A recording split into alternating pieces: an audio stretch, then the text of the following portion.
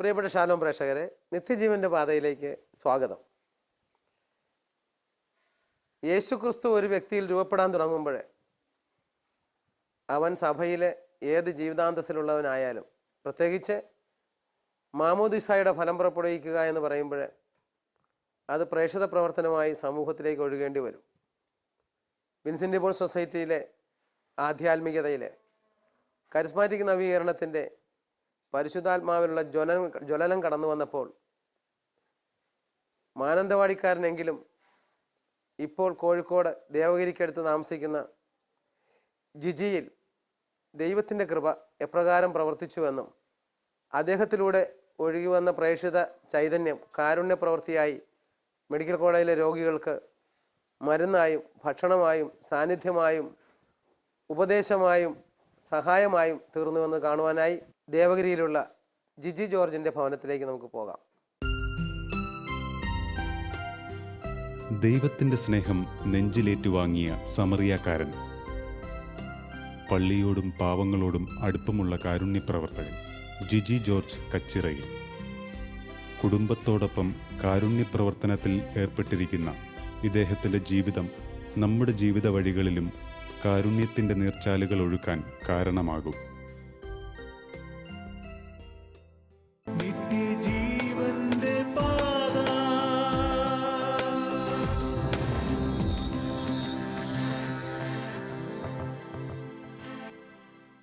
നിത്യജീവൻ്റെ പാതയിലേക്ക് സ്വാഗതം. ഒന്ന് പരിചയപ്പെടുത്താമോ? വീട്ടിലാരൊക്കെ ഉണ്ടെന്നും എങ്ങനെയാണെന്നും? എൻ്റെ പേര് ജിജി ജോർജ്. ഞാൻ ദേവഗിരി, കോഴിക്കോട് ജില്ലയിലെ ദേവഗിരി ഇടവക അംഗമാണ്. എൻ്റെ ജീവിത പങ്കാളിയുടെ പേര് ജെസ്സി ജോർജ്. എനിക്ക് 2 മക്കളാണ്. മൂത്തയാൾ ജോയൽ 7ാം ക്ലാസ്സിൽ പഠിക്കുന്നു. രണ്ടാമത്തെ ആൾ ലയ, അവൾ 2ാം ക്ലാസ്സിൽ പഠിക്കുന്നു. ഒരു കത്തോലിക്കനാകുക എന്ന് പറഞ്ഞാൽ പ്രേക്ഷിതനാകുക എന്നാണല്ലോ. ഇത്രയേറെ തിരക്കിട്ട ജോലിയുടെ ഇടയിൽ പ്രേക്ഷിത പ്രവർത്തനങ്ങൾക്ക് സമയം മാറ്റിവെക്കുവാനും തൻ്റെ പണവും ആരോഗ്യവും മാറ്റിവെക്കാനും ഇദ്ദേഹത്തിന് സാധിക്കുന്നുണ്ടല്ലോ. ഇതിന് പ്രേരകമാകുന്ന കാര്യങ്ങൾ എന്തൊക്കെയാണെന്ന് വിവരിക്കാമോ? തീർച്ചയായും. ഞാനൊരു നല്ലൊരു കത്തോലിക്ക വിശ്വാസത്തിലുള്ള കുടുംബത്തിലാണ് ജനിച്ചതെങ്കിലും ചെറുപ്പത്തിലൊക്കെ ഒത്തിരി അൾത്താരയുമായിട്ട് ബന്ധപ്പെട്ടുള്ള ജീവിതമായിരുന്നു. എൻ്റെ ഒരു ഓൾട്ടർ ബോയ് ആയിട്ടൊക്കെ ആയിരുന്നു ചെറുപ്പം മുതലേ ഉണ്ടായിരുന്നത്. എങ്കിലും 2003 ഞാനൊരു ധ്യാനം കൂടുന്നത് വരെ എൻ്റെ ആത്മീയമായിട്ടുള്ള ഒരു മുരടിപ്പ് എനിക്ക് അനുഭവപ്പെട്ടിരുന്നു. പള്ളിയിൽ പോകും, മറ്റുള്ള കാര്യങ്ങളൊക്കെ ഉണ്ടെങ്കിലും ധ്യാനം കൂടിയത് ഇവിടെ കുളത്തുവയിൽ വെച്ചിട്ടായിരുന്നു. അതിനുശേഷമാണ് ഈശോയുടെ സ്നേഹം ശരിക്കും ഒന്ന് എനിക്ക് അനുഭവിക്കാൻ സാധിച്ചത്. അതിനുമ്പായിട്ട് ഞങ്ങളിങ്ങനെ എല്ലാത്തിലും ഉണ്ട് എന്നല്ലാതെ ഒന്നിലും എന്താ പറയുക. പിന്നെ ഞാൻ കൊയർ മെമ്പറാണ്, തബലൊക്കെ വായിക്കുന്ന ആളാണ്. അപ്പോൾ അതുമായിട്ട് ബന്ധപ്പെട്ടും ആൾത്താരെയുമായിട്ട് ബന്ധപ്പെട്ട് നിന്നിരുന്നു. അതിനപ്പുറത്തേക്ക് ഒരു വിശ്വാസന തലത്തിലേക്ക് അത്ര ആഴപ്പെടാൻ സാധിച്ചിരുന്നില്ല. ഇപ്രകാരമൊക്കെ ശുശ്രൂഷ ആരംഭിക്കുന്നതിന് മുമ്പ് എവിടെയായിരുന്നു ജിജി എന്ന് വിവരിക്കാമോ? 2003 ഞങ്ങൾ ബോംബെയിലായിരിക്കുമ്പോഴാണ് ഞങ്ങൾ ഇവിടെ ധ്യാനത്തിന് പങ്കെടുക്കാനായിട്ട് വരികയും ധ്യാനത്തിൽ നിന്ന് എനിക്ക് ഒരു ഈശോയുടെ സ്നേഹം അനുഭവിക്കാനുള്ള ഒരു കൃപ കിട്ടുകയും ചെയ്തു. കുറേ ദുശീലങ്ങളൊക്കെ ഉണ്ടായിരുന്നൊക്കെ അതിലൂടെ എനിക്ക് മാറ്റി ദൈവത്തിൻ്റെ സ്നേഹത്തിലേക്ക് എന്നെ നയിച്ചു. പിന്നെ ഞങ്ങൾ കോഴിക്കോട്ടേക്ക് ഷിഫ്റ്റ് ചെയ്യേണ്ടതായിട്ടൊരു സാഹചര്യം വന്നു. ഇവിടെ വന്നിട്ട് ദേവഗിരി ഇടവക അംഗമായി മാറി. അതിനുശേഷം ഇവിടുന്ന് വിൻസെൻ്റ് പോൾ പ്രവർത്തനവുമായിട്ട് ബന്ധപ്പെട്ട് ശുശ്രൂഷകളിൽ ഏർപ്പെടാനുള്ള അവസരം കിട്ടി. ദിവസവും പള്ളിയിൽ പോകാനും, കാരണം ഇവിടെ അടുത്തടുത്ത് 2-3 പള്ളികൾ നമുക്ക് ഉണ്ട്. ദേവഗിരി ഇടവക പള്ളിയുണ്ട്. അങ്ങനെ അവിടുത്തെ ദിവസവും രാവിലെ പള്ളിയിൽ പോകാനും അതുപോലെ തന്നെ കൂദാശകൾ സ്വീകരിച്ച് മുമ്പോട്ട് പോകാനുമുള്ളൊരു കൃപ കിട്ടി. വിൻസെൻ്റ് പോളിൻ്റെ പ്രവർത്തനങ്ങളുമായിട്ട് ബന്ധപ്പെട്ടാണ് കൂടുതൽ ഈശോയുടെ ആ ഒരു പ്രേക്ഷിത പ്രവർത്തനത്തിലേക്ക് ഇടപെടാൻ സാധ്യമായത്. ഇതിനിടയിൽ പല ധ്യാനങ്ങൾ കൂടുമായിരുന്നു, എങ്കിലും വീണ്ടും പഴയ പോലുള്ള ജീവിതത്തിലേക്ക് തിരിച്ചു പോകുമായിരുന്നു. അപ്പോൾ അതിൽ നിന്ന് എനിക്കൊരു കിട്ടാൻ ഞങ്ങളുടെ ദേവഗിരി ഇടവകയിൽ നല്ലൊരു പ്രാർത്ഥനാ കൂട്ടായ്മയുണ്ടായിരുന്നു. നല്ലൊരു പ്രെയർ ഗ്രൂപ്പുണ്ട്. അപ്പം ഒത്തിരി ആത്മീയ ഉയർച്ച പ്രാപിച്ച ആളുകളൊക്കെ ഞങ്ങളെ ഗ്രൂപ്പിൽ തന്നെയുണ്ട്. അപ്പോൾ അവരുടെ ഒരു നിയന്ത്രണവും, പിന്നെ ഞങ്ങൾ ദിവസവും എല്ലാ ഞായറാഴ്ചകളും അവിടെ കൂടും. പിന്നെ ഞങ്ങൾ കോറ് കൂടാറുണ്ട് വീടുകളിലൊക്കെ ആയിട്ട്. അത് എന്നെ ഒത്തിരിയധികം ഈ വീഴ്ചയിൽ നിന്ന് എന്നെ വരാനായിട്ട് സാധിച്ചു. ജിജി ദേവഗിരി ഇടവക്കാരനാണ്. കഴിഞ്ഞ 3 വർഷമായിട്ട് ജിജി എനിക്ക് നന്നായി അറിയാം. 2 തരത്തിലാണ് കൂടുതലായി അറിയുന്നത്. ഇവിടെ ഒരു കൊയറുണ്ട്, ആ കൊയറിലെ ഒരംഗമാണ്. നന്നായിട്ട് തബലയടിക്കും. അതുപോലെ പുറത്തിറങ്ങിയാൽ മറ്റുള്ളവർക്ക് വേണ്ടി സേവനമനുഷ്ഠിക്കുക എന്നുള്ളത് ജിജിയുടെ ഒരു ആനന്ദമാണെന്ന് എനിക്ക് അനുഭവത്തിൽ ഞാൻ മനസ്സിലാക്കിയിട്ടുണ്ട്. എപ്പോഴും മറ്റുള്ളവർക്ക് വേണ്ടിയിട്ട് ഏത് സേവനം ചെയ്യുവാൻ സന്നദ്ധതയുള്ള ഒരു മനുഷ്യനായിട്ടാണ് ജിജിയെ ഞാൻ കണ്ടിട്ടുള്ളത്. 2 കുട്ടികളും ഭാര്യയും ജിജിയും കൂടിയുള്ള ആ കുടുംബജീവിതം എന്ന് പറയുന്നത് വളരെ മാതൃകാപരമായിട്ടുള്ള ഒരു കുടുംബജീവിതമാണ് ജിജിക്കുള്ളത്. എനിക്ക് ഏറ്റവും ഇഷ്ടപ്പെട്ടിട്ടുള്ളത് ജിജിയുടെ ആ ലാളിത്യമാണ്. എല്ലാ സംഗതിയിലും ജിജിയെ സംബന്ധിച്ച് ഒരു വ്യക്തിപരമായൊരു ലാളിത്യമുണ്ട്. അതാണ് എന്നെ കൂടുതൽ ആകർഷിച്ചിട്ടുള്ളത്. അദ്ദേഹത്തിൻ്റെ ആ വ്യക്തിത്വത്തിലേക്ക് ആകർഷിച്ചത് ആ ലാളിത്യമാണ്. സ്വന്തം വീട്ടുകാര്യങ്ങൾ പോലും മറന്ന് പള്ളിയിലും പാവങ്ങൾക്കും വേണ്ടിയിട്ട് അദ്ദേഹം തൻ്റെ ജീവിതം മാറ്റിവെച്ചിരിക്കുന്നുവെന്ന് തോന്നിപ്പോകും അദ്ദേഹത്തിൻ്റെ ആ പ്രവർത്തന ശൈലി കാണുമ്പോൾ.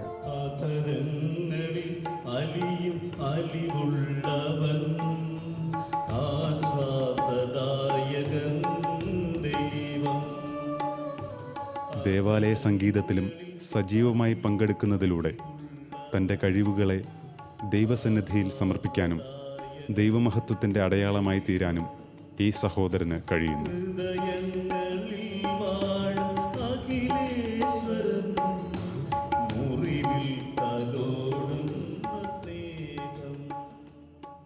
ഇപ്പോൾ എന്തെല്ലാം സഹായങ്ങളാണ് ഈ രോഗികൾക്കും അല്ലാതുള്ളവർക്കുമായിട്ട് ചെയ്യുന്നത് എന്ന് വിവരിക്കാമോ?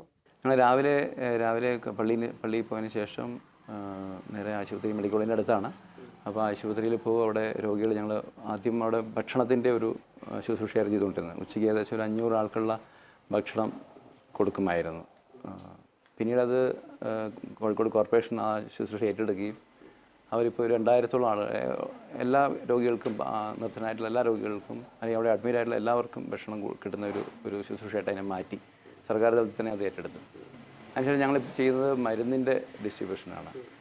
പാവപ്പെട്ട രോഗികൾ അത് ഞങ്ങൾ രാവിലെ രോഗികളെ കാണുമ്പോൾ അവർക്ക് ഇപ്പം കൂടുതലും ഈ ഇൻഷുറൻസ് കാർഡുകളൊക്കെ ഉണ്ട്. അപ്പോൾ ഇൻഷുറൻസിൻ്റെ പരിരക്ഷ ഇല്ലാത്ത ആളുകൾക്ക് വേണ്ടിയിട്ട് അവരെ കണ്ടെത്തിയും അങ്ങനെ മരുന്ന് വാങ്ങാൻ നിവൃത്തിയില്ലാത്ത ആളുകൾക്ക് നമ്മൾ ഇങ്ങോട്ട് നമ്മുടെ ഹൊസാന മെഡിക്കൽ സർവീസിലേക്ക് അവർ റെഫർ ചെയ്ത് ഒരു കാർഡ് കൊടുക്കുകയും ചെയ്യും. അപ്പോൾ അവർ അവിടെ വന്ന് മരുന്ന് വാങ്ങി അവരുടെ അങ്ങനെ ഒരു ശുശ്രൂഷയാണ്. രണ്ടാമത് അവിടെ ഹോസ്പിറ്റലിൽ അഡ്മിറ്റ് ആയിട്ടുള്ള ആളുകൾക്ക് ആരും കൂടെ ഇല്ലാത്ത ബൈ സ്റ്റാൻഡേഴ്സൊന്നും ഇല്ലാത്ത ആളുകളുണ്ടാകും. അവരുടെ കൂടെ നമ്മൾ ഒരാൾ നിന്ന് അവരെ ഒന്ന് സഹായിക്കുക.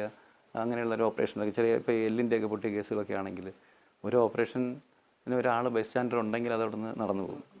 ഇത് കഴിഞ്ഞാൽ പിന്നെ അവർക്ക് യാതൊരു പ്രശ്നവുമില്ല. അവർക്ക് ഓപ്പറേഷൻ ഇപ്പം തുടയുടെ എല്ലാണെങ്കിൽ അത് ഓപ്പറേറ്റ് ചെയ്തു, അത് കഴിഞ്ഞു, അവർക്ക് അവരുടെ ജീവിതത്തിലേക്ക് തിരിച്ചു പോകാൻ പറ്റും. പക്ഷേ അതിന് ബൈ സ്റ്റാൻഡർ ഇല്ലാത്തതിൻ്റെ മുകളിൽ അത് ഡിലേ വന്ന് കുറേ കാലത്തോളം അവിടെ കിടക്കുന്ന ഒരവസ്ഥയൊക്കെ ഉണ്ടായിരുന്നു ആദ്യ കാലഘട്ടങ്ങൾ. ഇപ്പം കുറേയൊക്കെ അത് സർക്കാർ തലത്തിൽ തന്നെ അത് ചെയ്യുന്നുണ്ട്. ബൈ സ്റ്റാൻഡർ ഇല്ലാത്തവർക്കും ഡെസ്റ്റിറ്റ്യൂട്ട് ആയുള്ളവർക്കും അവിടെ നിന്നുള്ള ഒരു സപ്പോർട്ട് കൊടുക്കുന്നുണ്ട്. നിങ്ങൾ ഇപ്പോൾ ചെയ്യുന്നുണ്ടല്ലോ അതിന് സഹായം? അതിനുള്ള സഹായങ്ങളും ചെയ്യുന്നുണ്ട്. മരുന്നിനും അതിന് പുറമെ സർജിക്കൽ സാധനങ്ങളൊക്കെ അത്യാവശ്യമുള്ള കേസുകളൊക്കെ നമ്മൾ ചെയ്യാൻ ശ്രമിക്കാറുണ്ട്.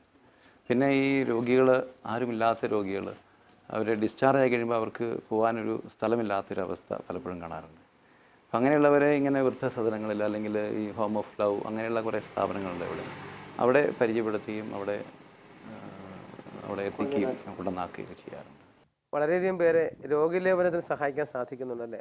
രോഗിലേപനവും കുമ്പസാരിക്കാനുള്ള സൗകര്യങ്ങൾ, കുർബാന സ്വീകരിക്കാനുള്ള സൗകര്യമൊക്കെ ഇവിടെ ഒത്തിരി വൈദികരുള്ളതുകൊണ്ട് അതിനുള്ള സാഹചര്യങ്ങളുണ്ട്. നമ്മൾ പോയി അച്ഛന്മാരോട് പറഞ്ഞാൽ അതിന് തന്നെ നിയോഗിക്കപ്പെട്ട അച്ഛന്മാർ നമ്മുടെ ഇടവകയിലുണ്ട്. ഇതൊരു അങ്ങനത്തെ ഒരു ദേവാലയമാണ്. ഒത്തിരി വൈദികരുള്ള ഒരു സ്ഥലമായതുകൊണ്ട് അതിന് തന്നെ നമുക്ക് പോയാൽ ശുശ്രൂഷ കൊടുക്കാനുള്ള സാഹചര്യങ്ങളുണ്ട്. അത് ഞങ്ങൾ കൂടുതലും അങ്ങനെയുള്ള വൈദികരെ കൊണ്ടുപോയി ആവശ്യമുള്ളവരുടെ അടുത്ത് സംസാരിപ്പിക്കുകയും അവർക്ക് കുർബാന കൊടുക്കുകയൊക്കെ ചെയ്യാറുണ്ട്. പിന്നെ 1-2 കേസുകൾ എനിക്ക് എടുത്തു പറയാനുള്ളത് ഒരു രോഗി, ഒരു ചേട്ടൻ, അദ്ദേഹത്തിൻ്റെ ഒരു റോഡ് ആക്സിഡൻറ്റിൽ അങ്ങനെ അഡ്മിറ്റ് ആയതാണ്. അപ്പോൾ അദ്ദേഹത്തിന് ഹെഡ് ഇഞ്ചുറി ആയതുകൊണ്ട് ഹെഡ് ICUവിലാണ് അദ്ദേഹത്തെ അഡ്മിറ്റ് ചെയ്തിരുന്നത്. അപ്പോൾ അതിനുള്ളിലോട്ട് നമുക്ക് ഇങ്ങനത്തെ ശുശ്രൂഷകൾക്ക് പോലും കടന്നു ചെല്ലാൻ പറ്റാത്ത, വൈദ്യർക്ക് പോലും അലൗഡ് അല്ലാത്തൊരു ഏരിയയാണത്. അപ്പോൾ ഈ കേസിൽ അദ്ദേഹത്തിൻ്റെ മക്കളോട് ഞാൻ ആവശ്യപ്പെട്ടിരുന്നു, ഇങ്ങനെ ഉണ്ടെങ്കിൽ പറയണം, ഞങ്ങൾ ഇവിടെ വൈദികർ അവൈലബിൾ ആണ് എന്നുള്ള രീതിയിൽ. പക്ഷേ അവരത് കേട്ടപ്പോൾ പെട്ടെന്ന് ഞെട്ടി. കാരണം എൻ്റെ പെട്ടെന്നുള്ളൊരു ആക്സിഡൻ്റാണ്. അപ്പം അവരുടെ ഒരു വിചാരമുണ്ടായിരുന്നു ഈ രോഗി ലേപനം കൊടുത്തു കഴിഞ്ഞാൽ പിന്നെ ആൾ മരിച്ചു പോകും അല്ലെങ്കിൽ രക്ഷയില്ലാത്തൊരവസ്ഥയിലാണ് കൊടുക്കുന്നതെന്നൊക്കെ ഒരു തെറ്റായ ധാരണയാണ്. അപ്പോൾ ഞങ്ങൾ പറഞ്ഞ് മനസ്സിലാക്കിയത് അങ്ങനെയല്ല, നിങ്ങൾ രോഗിലേപനം കൊടുക്കുന്നത് രോഗികൾക്ക് സൗഖ്യം കിട്ടാനും കൂടി വളരെയധികം പ്രയോജനകരമാണെന്നുള്ള രീതിയിൽ. അപ്പം അവരത് അന്നേരം ഉൾക്കൊണ്ടില്ലെങ്കിലും പിറ്റേ ദിവസം ഞങ്ങളെ വിളിച്ച് ആവശ്യപ്പെട്ടു, അങ്ങനെയുണ്ടെങ്കിൽ കിട്ടാൻ സാധ്യതയുണ്ടോ. ഞങ്ങൾ ഇവിടുന്ന് വൈദികനെ കൊണ്ടുപോയി രാത്രിയിൽ തന്നെ അവിടെ രോഗിലേപനം കൊടുക്കാനിടയായി. പിറ്റേ ദിവസം നേരം വെളുക്കുമ്പോഴും അദ്ദേഹം മരിക്കുകയും ചെയ്തു. അപ്പോൾ അദ്ദേഹത്തിന് അത് കൊടുക്കാൻ, പ്രത്യേകിച്ച് ഇങ്ങനെ ഒരു ICUവിൽ കയറി കൊടുക്കാൻ പറ്റുന്ന എന്ന് പറയുന്നത് വളരെ അപൂർവമായിട്ടുള്ളൊരു കാര്യം. അതൊക്കെ ചെയ്യാൻ സാധിച്ചു എന്നുള്ളത് വലിയൊരു, അദ്ദേഹത്തിൻ്റെ തന്നെ വലിയൊരു, അദ്ദേഹം അന്വേഷിച്ച് പറഞ്ഞാൽ അദ്ദേഹം വലിയൊരു കഠിനാധ്വാനിയായ മനുഷ്യനാണ്. അദ്ദേഹത്തിൻ്റെ കഠിനാധ്വാനത്തിന് ദൈവം കൊടുത്ത ഒരു സമ്മാനം പോലെയാണ് അതിനെ കാണാൻ. കാരണം അദ്ദേഹം പള്ളിയും കുദാശികളുമായിട്ട് അത്ര അടുത്തായിരുന്നില്ല എന്നുള്ളതാണ് അറിയാൻ പറ്റിയത്. എങ്കിലും അദ്ദേഹം ജോലിയിൽ ഒത്തിരി ആത്മാർത്ഥതയോടുകൂടി അദ്ദേഹത്തിൻ്റെ ഉത്തരവാദിത്തങ്ങൾ ചെയ്യുമായിരുന്നു. അപ്പം അതിന് ദൈവം കൊടുത്ത ഒരു പ്രതിഫലം പോലെ അതിനെ കാണുന്നു.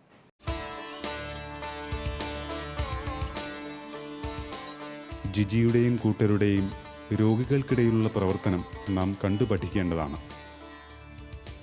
ജിജിയിൽ നിറഞ്ഞ ദൈവത്തിൻ്റെ സ്നേഹം കാരുണ്യമായി രോഗികളിലേക്ക് പകർന്നപ്പോൾ പലർക്കും അത് വലിയ ആശ്വാസമായി. ആശ്വസിപ്പിക്കുന്ന കർത്താവിനെ ഇവരിലൂടെ തിരിച്ചറിയാൻ ഈ പാവങ്ങൾക്ക് സാധിക്കുന്നതും ഇവരുടെ പ്രവർത്തനം വഴിയാണ്. ദൈവത്തിൻ്റെ കരുണാർദ്ര സ്നേഹം ഇന്നും ഇവരിലൂടെ തുടരുന്നത് നാം കാണുമ്പോൾ ഇനിയും ഏറെ സമർപ്പണമുള്ളവരായി നാമും മാറേണ്ടതുണ്ടെന്ന് ദൈവം നമ്മെ ഓർമ്മപ്പെടുത്തുകയാണ്. ഞാൻ രോഗിയായിരുന്നു, നിങ്ങൾ എന്നെ സന്ദർശിച്ചുവെന്ന് അന്ത്യവിധി നാളിൽ നാഥൻ്റെ അഭിനന്ദനം ഏറ്റുവാങ്ങാൻ ഈ സമരിയാക്കാർക്ക് കഴിയുമെന്ന് നമുക്ക് ഉറച്ചു വിശ്വസിക്കാം. നിങ്ങൾ ഈ രോഗികളെ സന്ദർശിക്കുന്ന രീതി ആഴ്ചയിലൊന്നാണോ ഡെയിലി ആണോ, അത് ഇങ്ങനെ കണ്ടു കഴിഞ്ഞാൽ എന്തൊക്കെ ചെയ്യാറുണ്ടോ എന്നൊന്ന് വിശദീകരിക്കാമോ? ഞങ്ങൾ കഴിവതും എല്ലാ ദിവസവും തന്നെ രാവിലെ കുർബാനയ്ക്ക് ശേഷം ഞങ്ങൾ 2-3 പേര് കൂടുന്ന ഒരു ഗ്രൂപ്പാണ് പോകാറുള്ളത്. മാറി മാറി പോവും. എത്ര മണിക്കൂർ അവിടെ സമയം രാവിലെ ഞങ്ങൾക്ക് 7 മണിക്ക് കുർബാന കഴിഞ്ഞാൽ 8 മണി വരെയുള്ള സമയം, 1 മണിക്കൂർ സമയമാണ് കൂടുതലും ഞങ്ങൾ ഈ ഒരു ശുശ്രൂഷയ്ക്ക് വേണ്ടി മാറ്റിവെക്കുന്നത്. പലരും പറയാറുണ്ട് ഇതെങ്ങനെ സമയം കണ്ടെത്തുന്നു, സ്വന്തം മക്കളുടെ കാര്യം, സ്കൂളിൽ പോകുന്ന കാര്യം ഒക്കെ ഉണ്ട്, അപ്പം എങ്ങനെ ഇത് ചെയ്യുന്നു എന്ന് പലരും ചോദിക്കാറുണ്ട്. അപ്പം അതിൽ നമ്മുടെ സമയങ്ങളെ നമ്മൾ അഡ്ജസ്റ്റ് ചെയ്യുക എന്നുള്ളത് മാത്രമേ, നമ്മൾ ഒത്തിരി സമയം നമ്മുടെ ജീവിതത്തിൽ വെറുതെ പോകുന്നുണ്ട്. നമ്മളറിയാതെ തന്നെ ഓരോന്ന് ആലോചിച്ചിരുന്നിട്ട് കുറേ നേരം സിനിമ കണ്ടുകൊണ്ട്, TV കണ്ടുകൊണ്ട്, അല്ലെങ്കിൽ അങ്ങനെ ഒത്തിരി നമ്മുടെ ആവശ്യമില്ലാത്ത കാര്യം ഒത്തിരി അങ്ങനെ മാറ്റി നമ്മൾ ചിന്തിച്ച് കഴിഞ്ഞാൽ നമ്മൾ ഒരുപക്ഷെ നമ്മളെ കുറച്ച് കിടത്ത് ഉറക്കമായിരിക്കും. നേരത്തെ എഴുന്നേറ്റാൽ അത് നമുക്ക് ആരെയും ബുദ്ധിമുട്ടിക്കാതെ നമുക്ക് ഇത്തരം ശുശ്രൂഷയ്ക്ക് വേണ്ടി ചെയ്യാൻ പറ്റും. എനിക്ക് 9 മണിക്ക് ഓഫീസിൽ പോകേണ്ട ആളാണ്. അപ്പോൾ ഞാൻ രാവിലെ എഴുന്നേറ്റ് അങ്ങനെ പലരും പറയാറുണ്ട് ഇതിങ്ങനെ എങ്ങനെ ചെയ്യാൻ പറ്റും, ഞങ്ങൾക്കൊന്നും സമയമില്ല എന്നൊക്കെ പറയും. അപ്പോൾ അങ്ങനെയുള്ളവരോട് പറയാനുള്ള ഇതേ ഉള്ളൂ, നമ്മൾ നമ്മുടെ കാര്യങ്ങൾ പരിമിതപ്പെടുത്തുമ്പോൾ മാത്രമേ നമുക്കത് മറ്റുള്ള ഇതിലേക്ക് സ്പെയർ ചെയ്യാൻ പറ്റുള്ളൂ. ജിജി എങ്ങനെയാണ്, എന്താ ജോലി ചെയ്യുന്നത് പറഞ്ഞു? ഞാൻ സ്വന്തമായിട്ടൊരു HR കൺസൾട്ടൻസി നടത്തുന്നത് അവിടെ കോഴിക്കോട് തന്നെയാണ്. റിക്രൂട്ട്മെൻറ്റ് അതൊരു ശുശ്രൂഷ മേഖലയിലാണ് ഇപ്പം ഉള്ളത്. എൻ്റെ ജീവിത പങ്കാളിയും എന്നോടൊപ്പം തന്നെ ഓഫീസിൽ വരും. അപ്പം എൻ്റെ ശുശ്രൂഷകൾക്ക് എൻ്റെ ജീവിത പങ്കാളി ഒത്തിരി സപ്പോർട്ടാണ് എല്ലാ കാര്യത്തിലും. ഞാൻ പുറത്തേക്ക് പോകുമ്പോൾ ഉണ്ടാകുന്ന എല്ലാ ഭാരങ്ങളും പുള്ളിക്കാരത്തിയാണ്. പുറത്തോട്ട് പോകാന്ന് പറഞ്ഞാൽ ഹോസ്പിറ്റലിൽ പോകുക അല്ലാതെ പിന്നെ വേറെ അവർ കൊണ്ടുപോയി വീട്ടിലാക്കുന്ന ഒരു പരിപാടി വല്ലതും ഉണ്ടോ? അതെ, ഡിസ്ചാർജ് ആകുന്നവർ ഞങ്ങൾ പലപ്പോഴും ഇങ്ങനെയുള്ള ഓരോ സ്ഥലങ്ങളിലേക്ക് അവിടെ സൗകര്യം ഉണ്ടെന്നുണ്ടെങ്കിൽ ഞങ്ങൾ ഇവിടെ നിന്ന് കൊണ്ടുപോയാക്കാറുണ്ട്. അത് വല്ലപ്പോഴും ഡിസ്ചാർജ് ആകുന്ന സമയത്ത് മാത്രമേ ഉള്ളൂ. പിന്നെ അവരെ ഇടയ്ക്കൊന്ന് പോയി സന്ദർശിക്കുമ്പോൾ അവരുടെ എന്തെങ്കിലും അത്യാവശ്യങ്ങളൊക്കെ ഉണ്ടെങ്കിൽ ചെയ്യാൻ പറ്റുന്നതാണെങ്കിൽ ചെയ്യും. ജീവിത പങ്കാളിയുടെയും മക്കളുടെയും സഹായ സഹകരണങ്ങൾ കാരുണ്യപ്രവർത്തനത്തിൽ കൂടുതൽ മുന്നേറാൻ ഇദ്ദേഹത്തിന് പ്രചോദനമേകുന്നു. പാവപ്പെട്ട രോഗികൾക്ക് വസ്ത്രം നൽകാനും മരുന്നും ഭക്ഷണവും എത്തിക്കാനും ഇദ്ദേഹത്തോടൊപ്പം ഭാര്യയും മക്കളും പങ്കുചേരുന്നു. കുടുംബാംഗങ്ങളുടെ സഹകരണ മനോഭാവമാണ് ഇത്തരത്തിലുള്ള പ്രവർത്തനങ്ങൾ തുടരാൻ സഹായകമാകുന്നത് എന്ന് നാം തിരിച്ചറിയേണ്ടതുണ്ട്.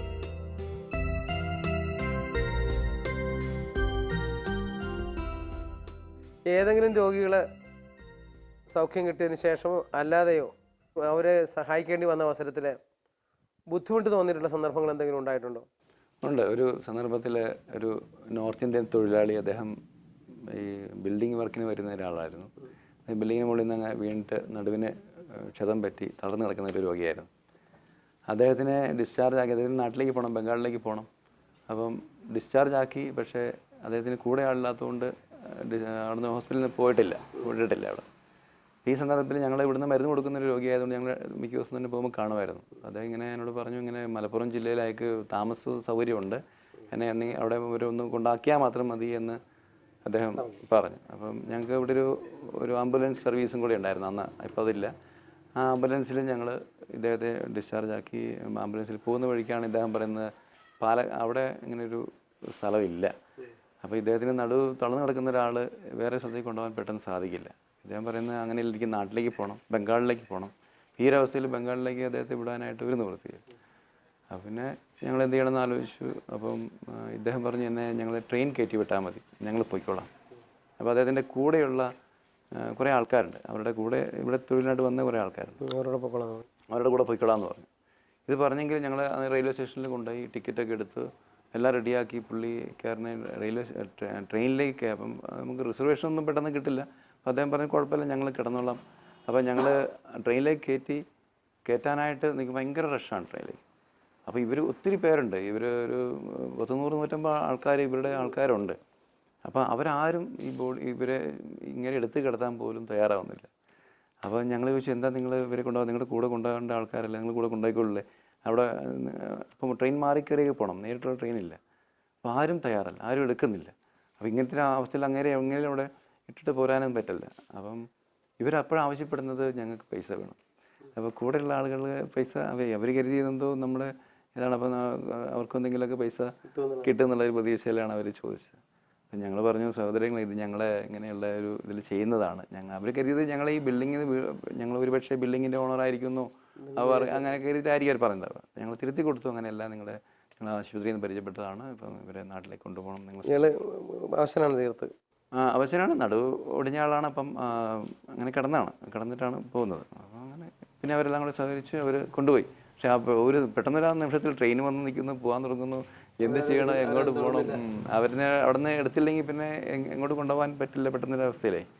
അപ്പോൾ അങ്ങനെയൊക്കെ ആയിട്ട് ഒത്തിരി ഒരു ടെൻഷൻ പിടിച്ചൊരു അവസ്ഥയായിരുന്നെങ്കിലും ദൈവം ഇടപെട്ട് അവർ തന്നെ അത് ഏറ്റെടുക്കുകയും കൊണ്ടുപോവുകയും ചെയ്തു. അങ്ങനെയൊരു അനുഭവം. ഇതുപോലെയൊക്കെ പ്രവർത്തിക്കാൻ സാധിക്കുന്നത് എങ്ങനെയാണ്? ഇത് ഞാൻ പറഞ്ഞല്ലോ, ഞങ്ങളെ ഒരു പ്രെയർ ഗ്രൂപ്പ് ഉണ്ട്. ഞങ്ങളെ ദേവഗിരി ഇടവകയിൽ ശക്തമായൊരു പ്രെയർ ഗ്രൂപ്പുണ്ട്. അപ്പം പണ്ടും ഈ പറഞ്ഞ പോലെ ആത്മീയമായ ഉണർവ് ലഭിക്കും, വീണ്ടും കുറച്ച് കഴിയുമ്പോൾ വീണ്ടും അത് പതിച്ച് പോകുന്ന ഒരു അവസ്ഥയിലായിരുന്നു. ഈ പ്രെയർ ഗ്രൂപ്പിൽ വന്നതിന് ശേഷമാണ് ഈ ശുശ്രൂഷകൾ പോലും നമുക്ക് അതിൻ്റെതായ ചൈതന്യത്തോടുകൂടി ചെയ്യാനായിട്ട് സാധിക്കാൻ തുടങ്ങിയത്.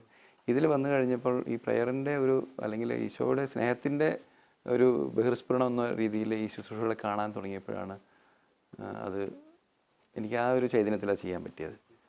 തീർച്ചയായും ഈ ശുശ്രൂഷ വഴിയായിട്ട് ഇത് പരസ്പരം ബന്ധപ്പെട്ടാണ് കിടക്കുന്നത്. നമ്മൾ ശുശ്രൂഷ ചെയ്യുമ്പം നമ്മളിലുള്ള പാപത്തിൻ്റെ വലിയ കെട്ടുകൾ നമുക്കറിയാം, അത് നമ്മളിന്ന് വിട്ടുമാറിപ്പോകുന്നതായിട്ട്, ആ ഒരു ആസക്തി തന്നെ വിട്ടുപോകുന്നതായിട്ട് പല കേസുകളിലും. അതുകൊണ്ട് ഇങ്ങനത്തെ ഒരു ശുശ്രൂഷ മേഖല, പ്രത്യേകിച്ച് ഈ കാരുണ്യ പ്രവൃത്തികളിൽ ഇടപെടുമ്പം ഒത്തിരി ദൈവകൃപ നമ്മളിലേക്ക് തന്നെ വരുന്നതായിട്ട്. അതൊരു തിന്മയുടെയൊക്കെ കുറേ ബന്ധനങ്ങൾ നമ്മളിന്ന് വിട്ടകന്ന് പോകുന്ന പോലെ കുറേ പ്രലോഭനങ്ങളെയൊക്കെ അതിജീവിക്കാൻ നമുക്ക് സാധിക്കുന്ന രീതിയിലൊക്കെ. പിന്നെ നമ്മുടെ ജീവിതങ്ങളെ അടുത്തറിയാനും ഈ ശുശ്രൂഷ ഒത്തിരി നമ്മൾ കാണുമ്പോൾ, പുറമേ നിന്ന് കാണുമ്പോൾ എല്ലാവരും ഓക്കെയാണ്, ആർക്കും ഒരു പ്രശ്നങ്ങളങ്ങനെ ഇല്ല, എല്ലാവരും ഒരു മുഖംമൂടിയുടെ ഒക്കെ ഒരു അവസ്ഥയിലാണ്.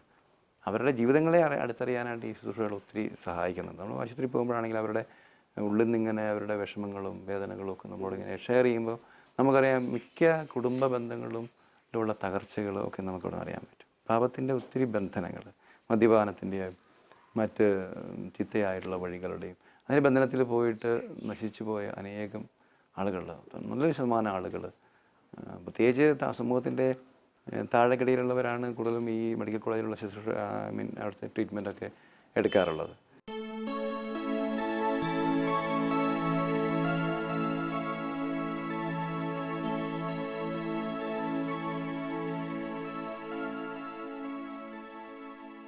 നിങ്ങളുടെ ഇടവകയിലെ വിൻസെൻ്റ് പോളിൻ്റെ പ്രവർത്തനങ്ങൾ എന്തൊക്കെയാണെന്ന് വിവരിക്കാമോ?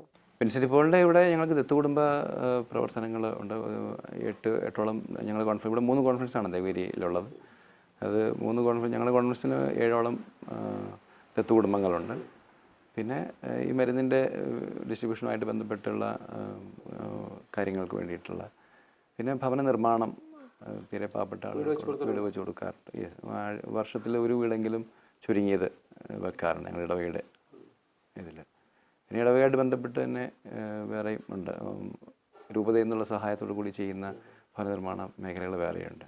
ഇത്രമാത്രം മെഡിസിൻ എത്തിച്ചു കൊടുക്കുവാനും അതോടൊപ്പം തന്നെ മറ്റു പ്രവർത്തനങ്ങൾ ചെയ്യാനും ഉള്ള സാമ്പത്തിക സ്രോതസ് ഏതെല്ലാം മേഖലകളിലാണെന്ന് പറയാമോ? സാമ്പത്തിക സ്രോതസ് ഞങ്ങൾ തന്നെ ഒരു ദശാംശം എല്ലാവരും തന്നെ ഇതിലേക്ക് കോൺട്രിബ്യൂട്ട് ചെയ്യാറുണ്ട്. പിന്നെ ഒത്തിരി സന്നദ്ധരായ ആളുകൾ, ഞങ്ങളുടെ ഇടവകയിലുള്ളവരും പുറമേയുള്ളവരും ഈ ശുശ്രൂഷകൾ അറിഞ്ഞിട്ട് അതിനെ ഒത്തിരി സഹായിക്കുന്നവരായിട്ടുള്ള ആൾക്കാരുണ്ട്. അവർ പറയാറുണ്ട്, എന്തെങ്കിലും കേസുകളൊക്കെ ഉണ്ടെങ്കിൽ നിങ്ങൾ പറയണം, ഇപ്പം വലിയ പ്രൊജക്റ്റ് ആണെങ്കിൽ അതനുസരിച്ച് ചെയ്യാൻ പറ്റുന്ന ആളുകൾ ഒത്തിരി പേര് ഞങ്ങൾക്ക് സഹായം പറയുന്നവരുണ്ട്. ആവശ്യമനുസരിച്ചും അവരുടെ നിന്ന് പൈസകൾ വാങ്ങിയിട്ടാണ് ഈ ശുശ്രൂഷ നടക്കുന്നത്. പ്രത്യേകിച്ച് അവസാനം മെഡിസിൻ്റെ അതിനൊക്കെ ഒത്തിരി പൈസ ചിലവാകുന്നതാണ്.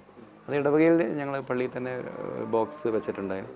അപ്പോൾ ഇടവകയിലെ ആളുകളുടെ ദശാംശം എല്ലാവർക്കും ഇത് ഇറങ്ങി പ്രവർത്തിക്കാൻ പറ്റാത്തതുകൊണ്ട് അവരുടെ ദശാംശം തന്നെ നമ്മളെടുത്ത് ചെയ്യുമ്പം അവരും ഇതിലൊരു പങ്കാളിയാവുകയാണ്. പിന്നെ ഈ ദശാംശം കൊടുക്കുമ്പോൾ ഒത്തിരി അനുഗ്രഹങ്ങൾ കിട്ടുന്നു. അവർക്കും അറിയാം, അവർ സ്ഥിരമായിട്ട് കൊടുക്കുന്നവരാണ്. അപ്പോൾ അവർക്ക് ഒത്തിരി അനുഗ്രഹങ്ങൾ കിട്ടുന്നുണ്ട്. അവർക്കുള്ളൊരു ധനാസക്തിയുടെ ഒരു മേഖല അത് മാറിപ്പോകുന്നുണ്ട്. അവർക്ക് ഇങ്ങോട്ട് കിട്ടണം എന്നുള്ളൊരു, അല്ലെങ്കിൽ കൊടുക്കുന്ന ഒരു നഷ്ടമാണെന്നൊക്കെ പലരും ചിന്തിക്കുന്ന ഒരു അവസ്ഥ അതിൽ മാറിപ്പോൾ നമ്മൾ ദശാംശം കൃത്യമായിട്ട് കൊടുക്കുമ്പോൾ ആ ധനാസക്തി നമ്മൾ വിട്ടുപോകുന്നതാണ്. സത്യം നമ്മളിത് കളക്ട് ചെയ്യുന്നതുകൊണ്ട് അവർക്കും ഇതുകൊണ്ട് നേട്ടമായി, ആത്മീയ നന്മയും ഉണ്ടായി, മറ്റുള്ളവരെ സഹായിക്കാനും സാധിക്കും. തീർച്ചയായും. കുടുംബത്തോടൊപ്പമുള്ള പ്രാർത്ഥനയാണ് ഇദ്ദേഹത്തിൻ്റെ ശക്തിയുടെ ഉറവിടമായി തീരുന്നത്. കാരുണ്യ പ്രവർത്തനങ്ങളിൽ സമർപ്പണത്തിൻ്റെ വഴികളിലൂടെ നീങ്ങുവാൻ കുടുംബ പ്രാർത്ഥന കാരണമായി തീരുന്നു. കുടുംബ ബന്ധങ്ങളെ ഊട്ടിയുറപ്പിക്കുക വഴി നവീകരണ ജീവിതത്തിൽ നിലനിൽക്കാൻ ഈ പ്രാർത്ഥന സഹായിക്കുന്നു. നവീകരണ ജീവിതാരംഭത്തിൽ വചനത്തോടുള്ള ആഭിമുഖ്യം ഇന്നും ഇദ്ദേഹം തുടരുന്നു. ദൈവത്തിൻ്റെ അരുളപ്പാടുകളെ സ്വീകരിക്കാനും ദൈവഹിതം തിരിച്ചറിയാനും ഇദ്ദേഹത്തിന് കഴിയുന്നത് അനുദിനമുള്ള ദൈവവചന വായന വഴിയാണ്.